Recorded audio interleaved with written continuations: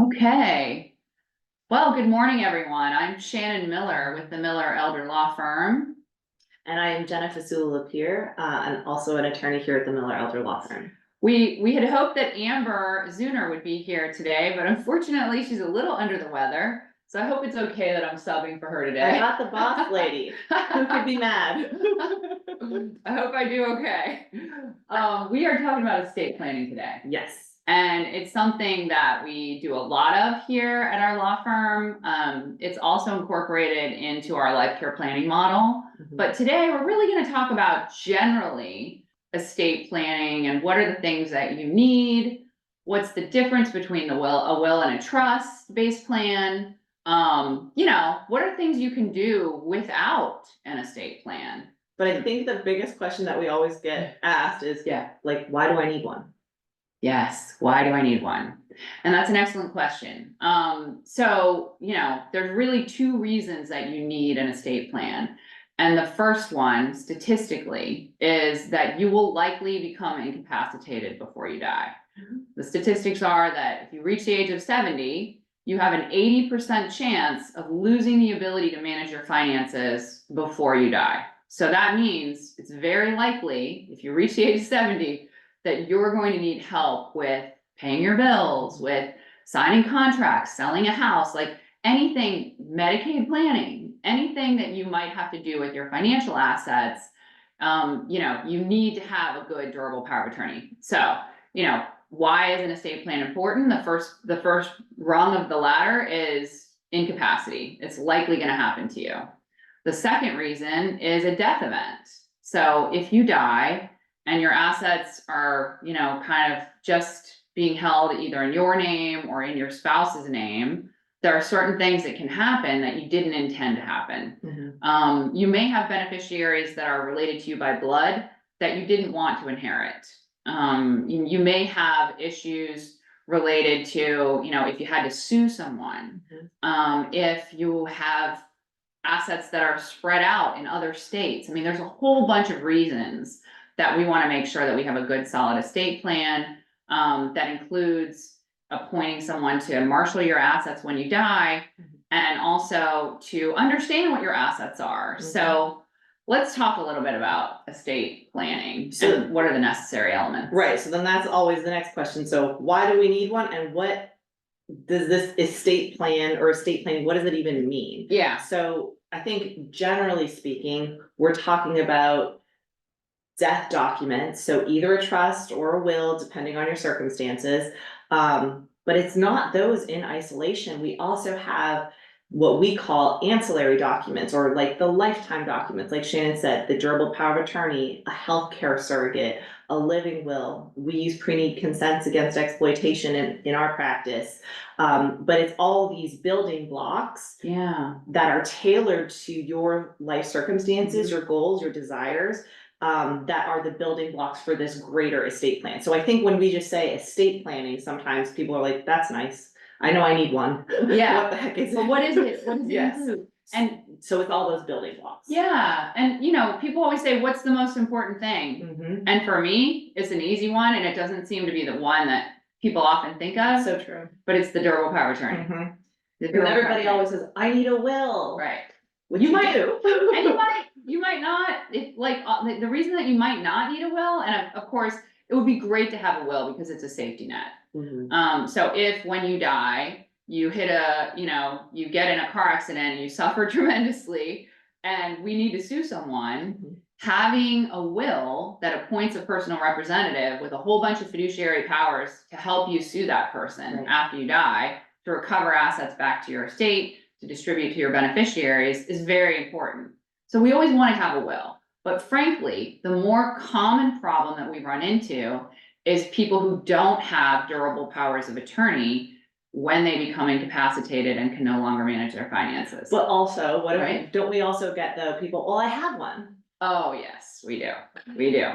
And, we have a video on our YouTube channel that talks about what do we actually look at when we're reviewing a durable power of attorney for someone? Because in Florida, there's some very specific things that are required in the durable power of attorney document in order to be effective. Like one of them, which is so silly, in the notary block, it has to say in the physical presence when the notary signs, and you may or may not know that, but if you have a power of attorney around, go and look at it and see if that's included in the notary block. Yeah. Some of the other things are superpowers, have to be separately initialed. So any power that could affect your estate plan in general has to have a specific three, not just two, three initials next to, not below that superpower. So it's pretty technical as far as what's required. Because what's the so what of that? So if it's so if incapacity happens. Right, And if one of those superpowers is missing or not initial. right. Then that agent doesn't have the authority to act on that particular superpower. And let's say your house needs to be sold, or you're trying to plan for Medicaid. Mm-hmm. Guess what? Guardianship. And Right. guess what is very, very difficult in a guardianship? Planning for long-term care through Medicaid, because there's certain rules that apply in a guardianship process. The courts sometimes are not really up to date on what is necessary for a Medicaid plan. So, you know, we can be very restricted when we don't have a really good durable power of attorney. Here's another question. Yeah. So in Florida, Uh-huh. we get a lot of snowbirds or people that are retiring to Florida that have Yeah. had estate plans from other states and they've come to Florida. Yeah. What do we do with those? Sometimes they work, you know, sometimes they don't. But if you come and show us which one you'd like to make sure you can rely on, we can review it for you and tell you yes or no. If it can be honored here, we're not gonna try and get you into a new durable power of attorney, but the reality is, oftentimes, states have different rules. And while some of the provisions in the power of attorney might be honored, again, those superpower requirements are very specific to Florida. So you may have a really good durable power of attorney that works in South Carolina, but it may not work for certain powers here in Florida. So it's important to just get it reviewed. But let's talk generally about some of the other things. And I guess one of the things that I always think of is, what is our common person out there? What are their assets? So for most people, there's a few things that you have. You have a retirement account, you have a home, you might have some investment accounts, you probably might have life insurance. All of those assets can actually be titled to pay on death, right? So what that means is, if you have a bank account and it's husband and wife, you guys can actually add pay on death beneficiaries onto that account, so that if the two of you die in a fiery crash on 75, which sadly we've seen happen, then those kids can inherit that account without having to go through a probate process. But then the question is, but I have a will. How does that work with my beneficiary designations if I should have them? Great question. And guess what wins? The designation on the account, right? So, you know, having a will is great, but the designation on those accounts is going to supersede your will document. So it is very important for you to understand that. And there may be some reasons that you don't want those accounts to pay on death.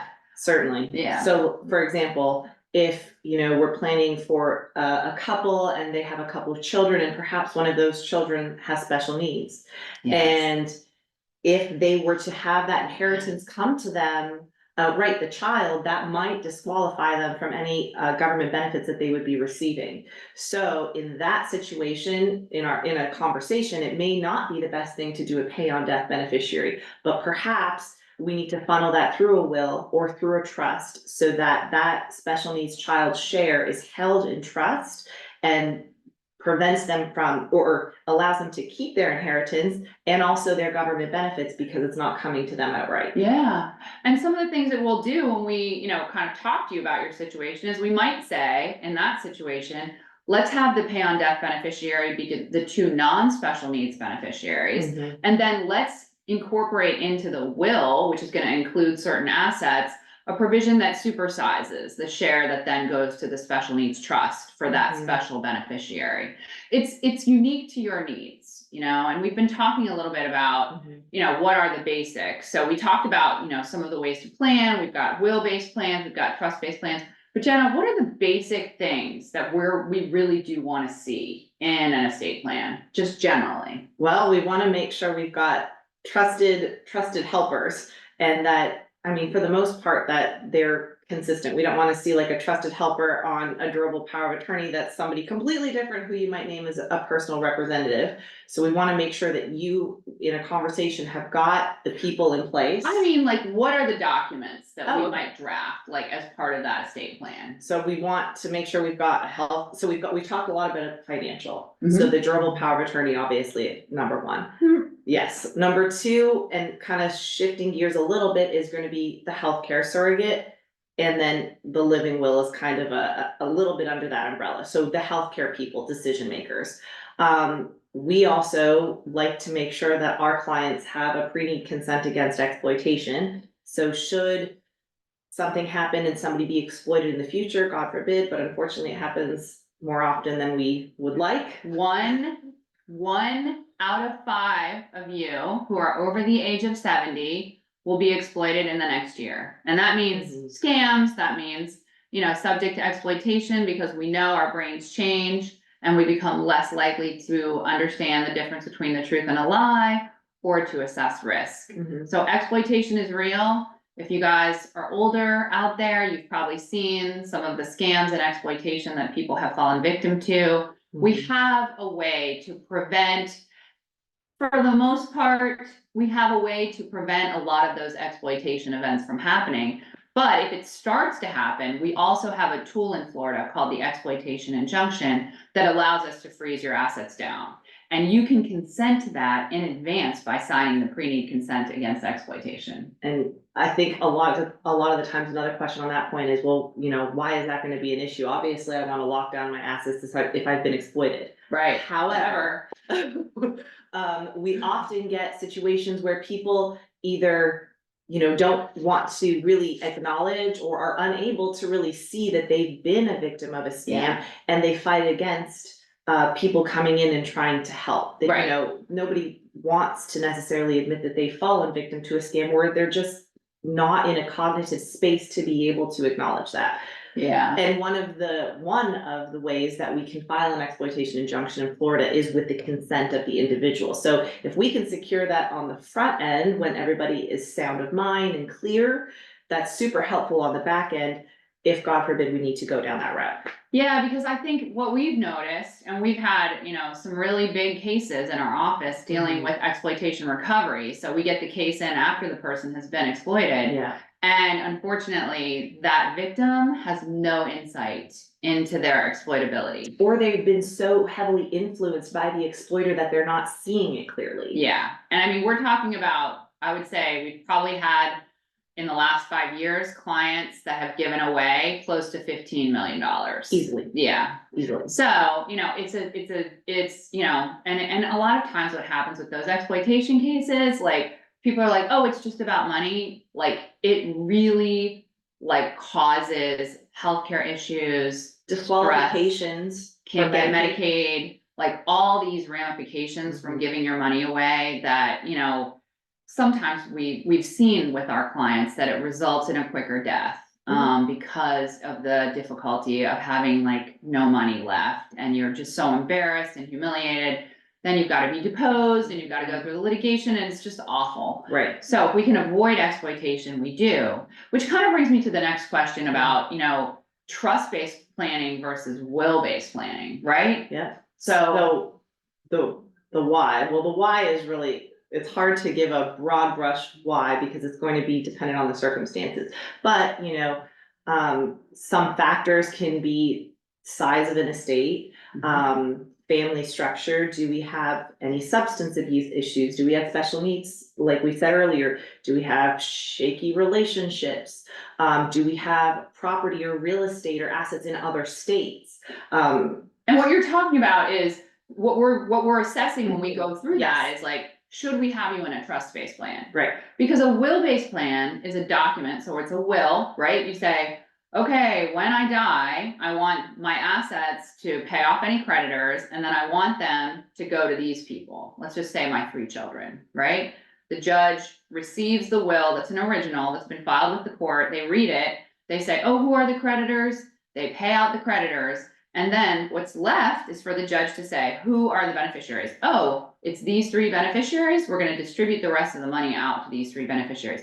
That's it. That's what a probate process is. So Mhm. anything that was left in your individual name when you die has to go through probate. And it has to, you know, kind of go through this court process, which usually takes about a year, sometimes 2 years, depending on, you know, what's going on in your estate process. Mhm. But a trust-based plan, however, is very different. Yeah, we're not going to go through a probate process. We're going to go through a trust administration. And in a lot of ways that can short form things usually, unless we're going down the path of litigation, but we can shepherd all the money into a trust account.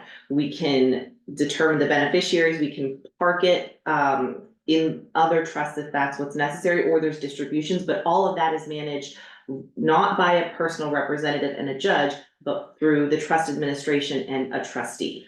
Yeah, and I think, let me kind of explain how that works a little bit.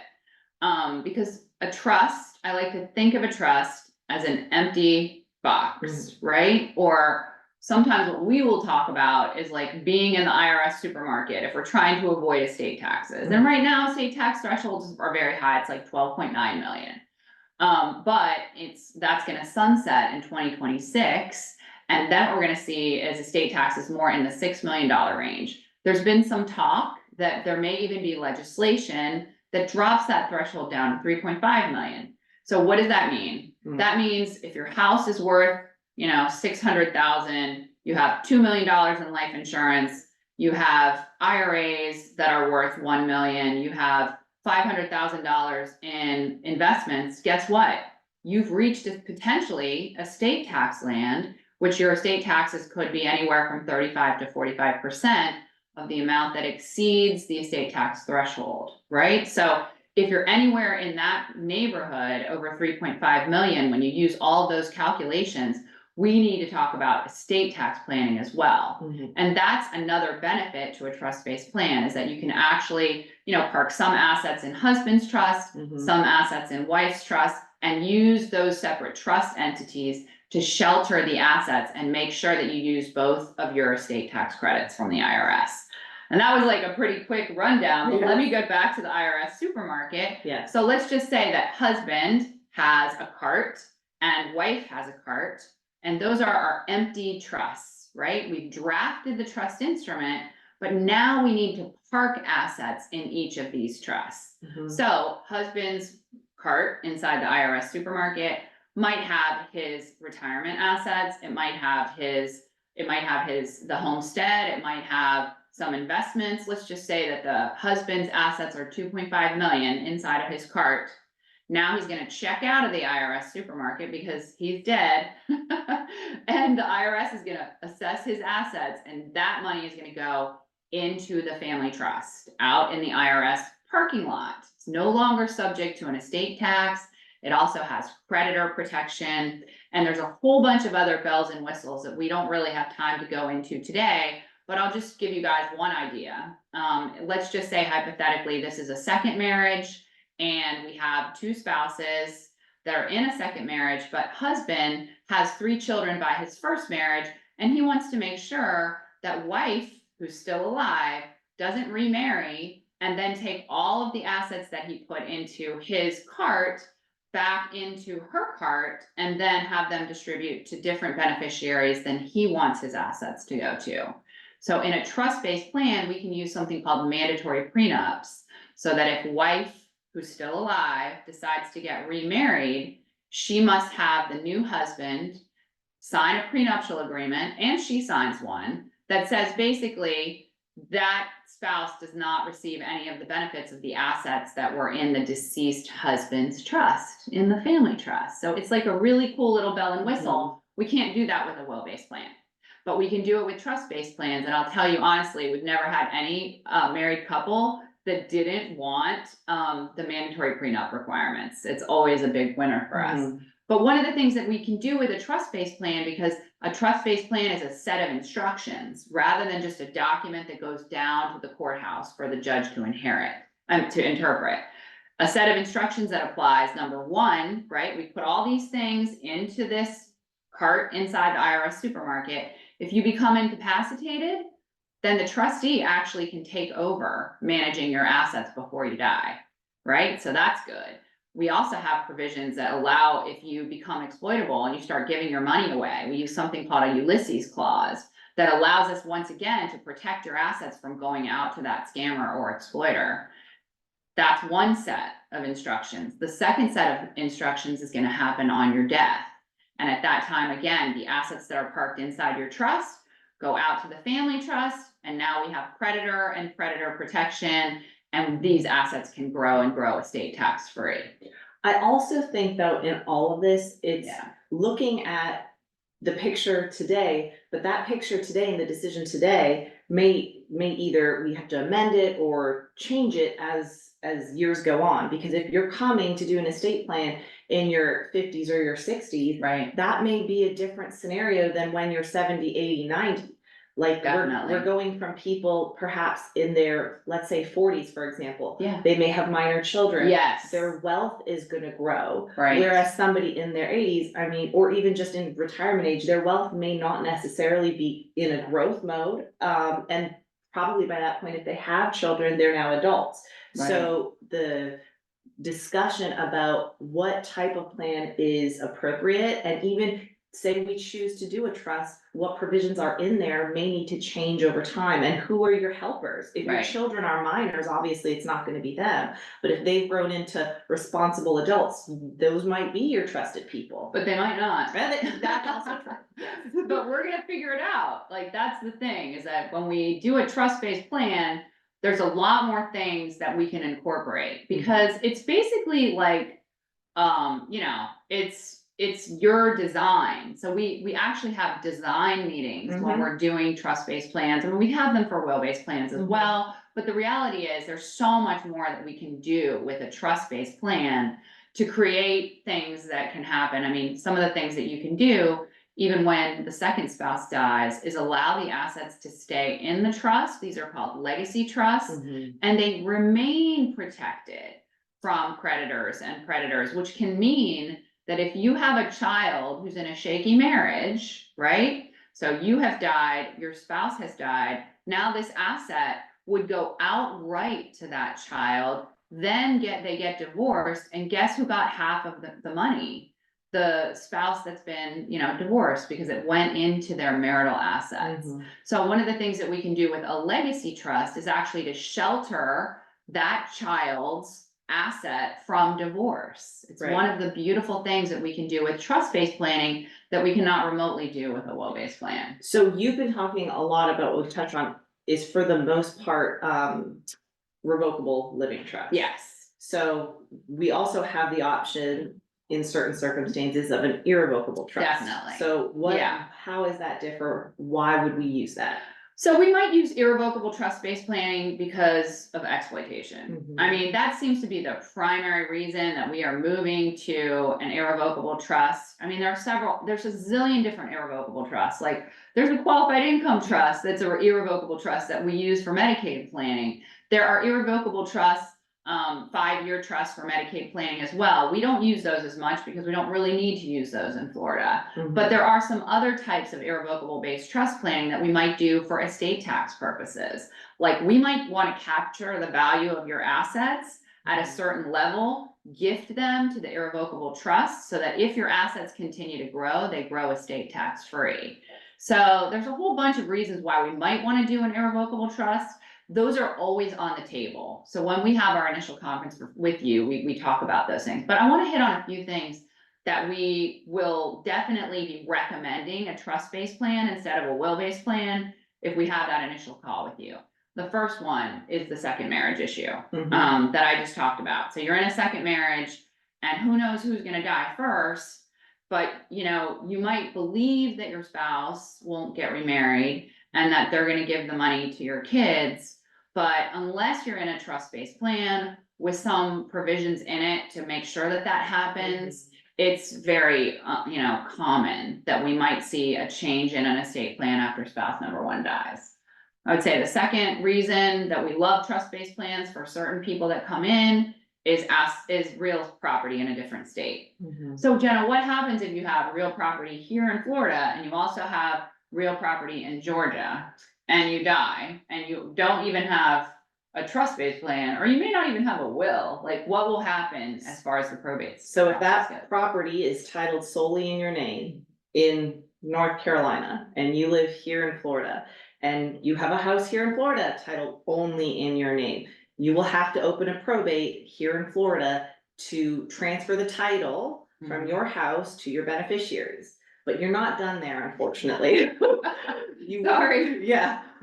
Unfortunately, this little Florida probate doesn't actually capture the property from another state. So then you're gonna have to open buy your debt at that point. Your personal representative will have to go and find an attorney in another state, open a probate in another state, and then go through that whole process in another state to get that title transferred in the property in another state. So to probates, to lawyers, to courts. Yeah, and it takes a long time, and it's actually an ancillary probate up there. Like, the Right. place where you're domiciled is gonna be the primary probate. It's an ancillary probate, so you can't even have them going at the same time. One has to happen One first. happens first, delay, then the other one. And I think the delay is important for people to understand. Yes. Why is it that we avoid probate Right. so much? Like, it's expensive, number one, but the delay is the most challenging part of a probate process. Who's paying the expenses of the upkeep? Right, so your homestead has to go through probate. It's not technically a probate asset, but it goes through probate because the court has to review the notice to creditors, make sure that there's nobody who's gonna come in and object to the transfer of that homestead property to your beneficiaries, right? So you've gotta do all these notices, you've gotta publish in the newspaper, you have to bring that publication, you have to give creditors 3 months, sometimes 4 months to make a claim in the estate. So this stuff all takes time. And what we know is that during that time, if you have homestead property, you might have no one living there. So guess what? Your homeowner's insurance is not gonna cover the property. So like, that's one of the dilemmas that our poor personal representative has to deal with, right? Yes. We gotta find somebody to live in the house so that we can get homeowner's insurance. In the meantime, you've got all the upkeep on the house. Sometimes it's kids from out of state. Sometimes some kids have resources that they can contribute to the light bill, some don't. What if the taxes are due? It's like, during all this time, all those bills associated with the homestead property still need to be paid. And I think, just to be clear, so at the end of the probate process, once distributions are being made, and so long as there's assets left in the estate, the personal representative can be reimbursed. But up until that time, that person is out of pocket paying for those expenses. So the Yeah. longer that it goes, the more expenses you're out of pocket. Yes, you will recoup it at the end, but if it's a 2-year process, you've paid expenses for 2 years. And sometimes there's no assets in the estate. Sometimes all you have is the homestead. But Jenna, do we have a solution? Do we have a solution for homestead, even if we don't use a trust-based plan? Well, I actually think it might have been one of the questions Oh. that just popped up on the second one there. Oh, okay. What are your Okay. thoughts on Lady Bird deed? Oh, there it is. Okay. There's the one. So you go. Yeah, okay. So technically, we use this kind of ladybird deed as it's what these deeds were used to be known as. Now the technical term for these deeds is enhanced life estate deed. Enhanced life estate deed. And the beauty of the enhanced life estate deed is, let's just say you're a husband and wife and you have 3 children, and you would like that property to pass on the death of the second of you to those 3 kids.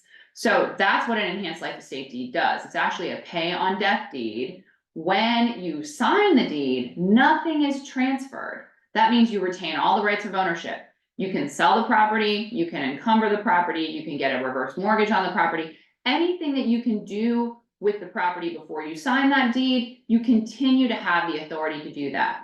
However, on the death of the second spouse, the property springs into the hands of the 3 beneficiaries that you've named on the deed. All they have to do is record both of your death certificates. They can sell the property. They can rent the property. They become the owners of the property upon the recording of the death certificates. It's beautiful. The only small, I don't know, just thing to consider is just, we do prefer, and it works best with properties that are mortgage free. Free and clear. Otherwise, there is a process that we can go through where we can contact the mortgage lender and make sure that they understand what an enhanced life estate deed is. And let me just say, enhanced life estate deeds are unique to Florida. Yes. There are some other states that have them. maybe not in the purest form that we have. We're very lucky to have enhanced life estate deeds. The other thing about the enhanced life estate deed, because it's not an actual transfer of any interest in the property, is that it actually, you can do an enhanced life estate deed and continue to qualify for Medicaid. So if you transfer things within 5 years before Right. you need long-term care Medicaid, that can be a disqualifier, but not with the enhanced life estate deed, because nothing transfers until you die. Now, what are some of the other things that we worry about with enhanced life estate deeds? Like, what if one of your named beneficiaries dies Yes. before you do? What do we need to do in that case? Well, in that case, we're gonna end up having to basically, once it passes, so once the two owners, the life estate owners have passed, and it goes into the hands of these three beneficiaries, if one of the three has died, that beneficiary share will need to go into probate. Right, so don't do that. If one of your beneficiaries dies after you have the enhanced life estate deed, unwind the deed by making yourself whole. So you would do a special warranty deed back to yourself to make yourself whole. And then you would do a new enhanced life estate deed, naming those new beneficiaries, or maybe just naming the other two. If you're like, no, now I just want my other two kids to inherit, or no, I want my two kids to inherit with my grandkids. Right. Like, you can change that. But what do we definitely with under 18-year-olds? Do we ever convey property to under 18-year-olds? No, we do not. No, Never. we, unfortunately, we litigate this issue all the time, All the where time. parents have put the name of the house and, said, oh, I'm gonna add my kids to the deed. Bad idea. It requires a minor guardianship in order to sell the property or encumber the property. Let's say we're gonna even just refinance the property. Right. So please don't add minors. But I think that goes back to what we said a little bit ago. Your estate plan, if you're doing it, in your 40s, 50s, 60s, you're going to have to make amendments along the way. It's not you're gonna do it and forget about it and see you later. Every 3 to 5 years, you wanna talk about that or relook at that. Yeah. But then I think that lends itself to why a life care planning model might work. Yeah. Because we're having clients come into this life care planning model, and we're not just doing a transactional estate plan, see you never, or see you later, or see you when there's another issue. We're kind of along with them. They're retaining us for years, like a year at a time, or frankly, however long they want us to They be usually there. come in and they don't leave. It's like Well, Hotel right. California. Yeah, exactly. But we're able to have those ongoing conversations about, okay, life events have occurred. How do we make sure that your current legal documents and, things that need to be in order are in order? But then also, yes, we have our healthcare advocacy side there, but. Right, and I think it's important to kind of, just for a second, just talk about what the life care planning model looks like, because it is something relatively new in elder law. So the life care planning model actually incorporates 4 things. It's your estate planning, and we're talking basically the trust-based planning with all the bells and whistles. Everything that we have learned collectively in our law firm over the years that we have been in existence, we include in our trust-based plans. So that means the mandatory prenup, that means special needs planning, that means Ulysses clause, that means exploitation protection. Like, we have all of that in our trust-based models. But the second leg of the life care planning model is long-term care. So if you need long-term care Medicaid, we do that plan as part of the life care planning model. The third thing is exploitation protection. So we use the Careful app. Every single client that we have that comes into the life care planning model, we're going to include the Careful app as part of that program. And it's an ongoing year-long maintenance. Like, if you need an amendment, if you need, all of a sudden you need Medicaid, or if somebody has a stroke and all of a sudden we need it, that's all included. You never get a bill from us. You pay one fee for the year, and we take care of all of these issues.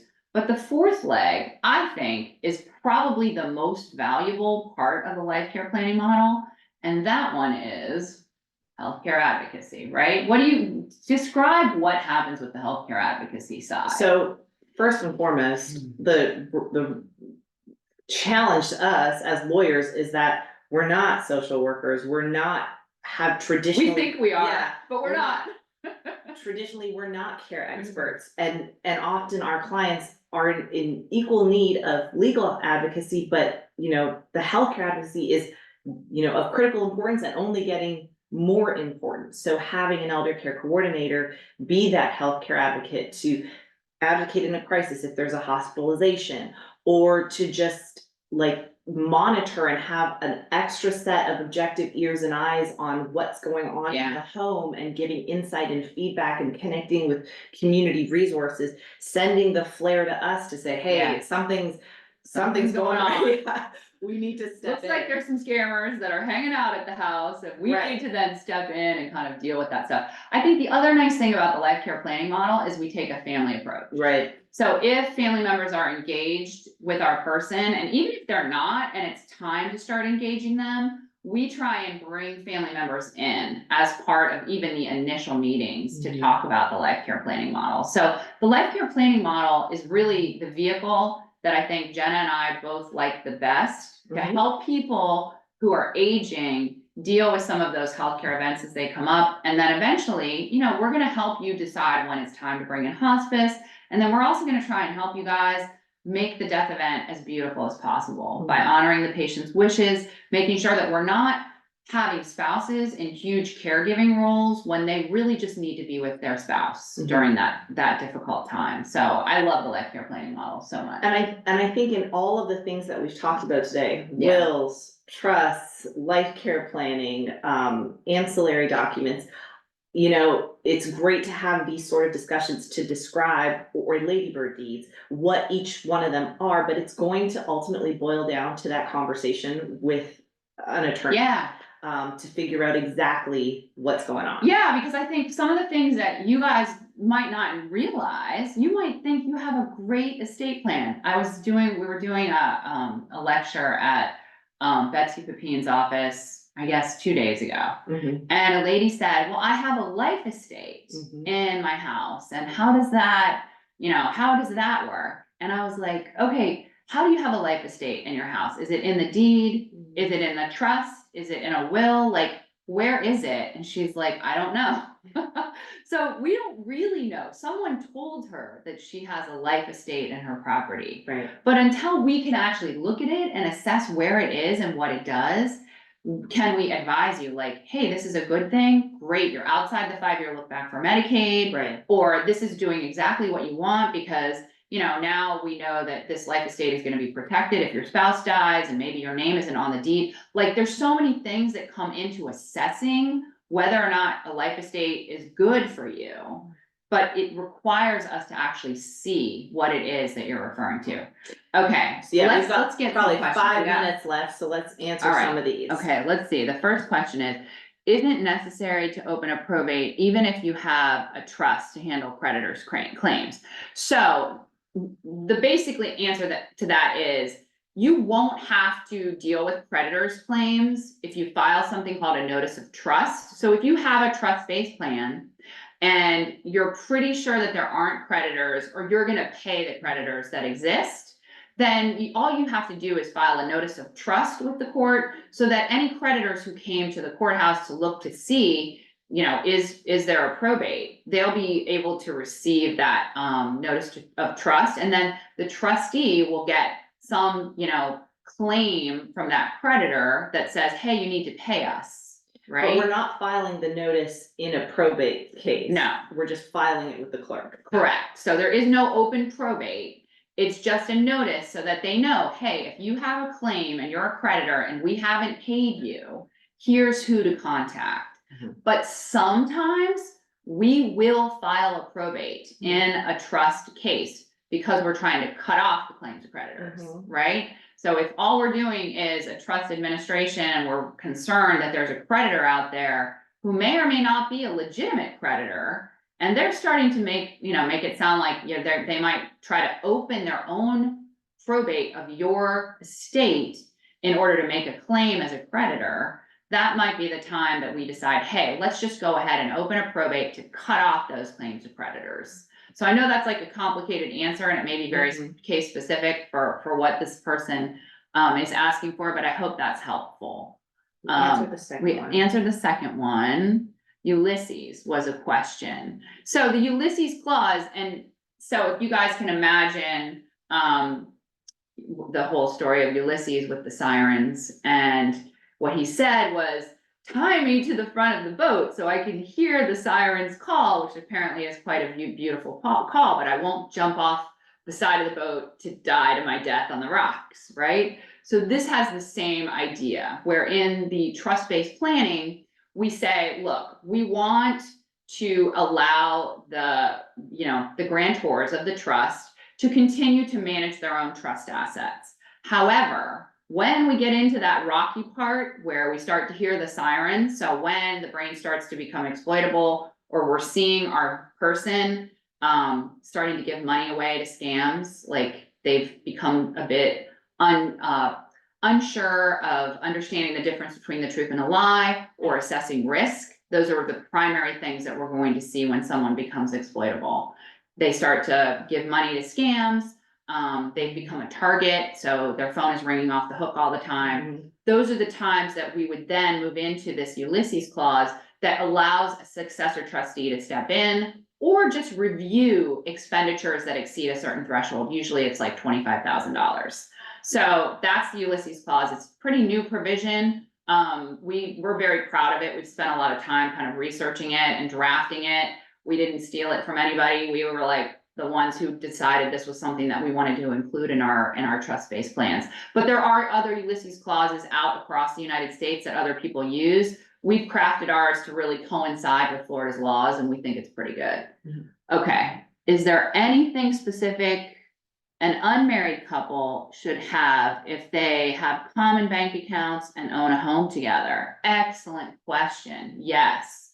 There are a lot of things that you guys need to be concerned about. And one of the things that you didn't ask in your question is medical decision-making, right? So if people who are in, non-married couples, and one person in that couple gets in a car accident, guess who the medical decision maker is under the statute, the medical proxy statute? It's not your common law spouse.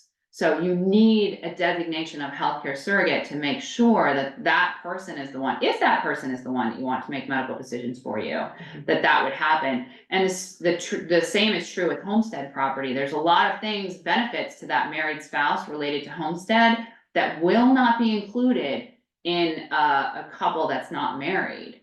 So you don't get something called the elective share, which would be 30% of assets upon the death of the first spouse. Like there's a whole bunch of reasons why a trust-based plan is probably the best vehicle for common law spouses. I think it's also, so, that's, if you're unmarried and you don't have children, it could be less complicated, but if you're an unmarried couple and you both have children from other marriages and you want to provide for those kids and the first spouse, one dies first, well, it's possible that your beneficiaries may not be provided for. So in terms of the financial aspect, common CS, common CS, because same-sex marriages as well. A lot of times what we've seen in the past is with a same-sex marriage, great, they get all the same protections as a regular marriage, but sometimes people in same-sex relationships have not had their marriage kind of recognized here in Florida. And so, we can help you to understand whether or not that's going to be a recognized marriage in Florida as well. So come and see us, even if you have a same-sex marriage from another state, we can help make sure that all is well as far as that being recognized in Florida. What else? Now, I guess that question also talked about if they have common bank accounts and own a home together. I mean, we pretty much hit on that. You need to do pay on death beneficiaries, and it's always good to have contingent beneficiaries as well. All right, anonymous attendee asks, for people with small estates, 200,000 or less, with only credit card and healthcare debt, how often do creditors pursue those persons? often. Yeah, they do. There's like somebody with a job at these credit card companies that go scroll the probates that have been opened. Yeah, and sometimes you can negotiate with creditors. Yes. Like sometimes we'll advise people when they come in, like they've got a huge credit card debt and they're coming in and there's a way for us to delay to meet that 2-year limit where creditors' claims are waived. There's also some other ways to cut off creditors by sending them creditor notices, and if they don't respond within a certain time period, we're able to cut off those creditors' claims. So there are some techniques that we can use with regard to creditors. But again, like if you don't open the probate and let's just say there's a creditor's claim for $20,000 out there, and they're pretty sure that there's assets titled in the person who died's name, they may open the probate themselves as a creditor. So yeah, so we can help advise you on that as well. Okay. I think if there aren't any other questions, I think we're pretty much out Out of time. Yeah. I'm just looking, you know, again, like what we have done at our law firm is create this kind of opening for people to come in and have their estate plans reviewed. We don't charge a fee to review your estate plan, and we're never gonna make recommendations to you for things that you don't need. Like, if you come to us, and this does happen, it's not all that common, but if you come to us and you show us your estate plan and it looks solid and you understand it, and when we're having that conversation, I say, you know, this is what it says, here's the danger or whatever, and you're like, no, that's fine. We're not gonna recommend a change, you know, we're gonna send you on your way and say, tell your friends to come and have their estate plans reviewed, because we understand the benefit of, you know, creating a good reputation for ourselves. And so, you know, if you call our office and they start to say like, you might be good for the life care planning model, of course, that's a different situation. Very much. If we can get you in that life care planning model and we can help you through one of the most difficult times in life, it's when you're dealing with healthcare issues and, you know, the struggle of where do I live? You know, I have a bed sore, but the facility is not treating me properly. I need advocacy at my care plan meeting. I need to know which are the best facilities to go to. More importantly, which are the ones I need to stay out of. Like, that's the information that we have in this model that makes going through this later stage in life way more relaxing. Like, we just do the work and we make sure that you stay in the center of the bed, you know? So I don't know. All right. I think we're out of time. I'm getting the hook here. All right. So it's nice to get a chance to kind of sub in with Amber, and Thank you for joining kind of us. chatting with Genna here. Yeah. Yes. Okay. Anything to add? Any Just final that thoughts? this will be recorded, so you can kind of look back on it if there's something that we said that you want to rehear or learn more about. Call our office. We'll be happy to set up an appointment to talk to you. And yeah, I'm Shannon. This is Genna. We're at the Miller Elder Law Firm. Bye. Bye.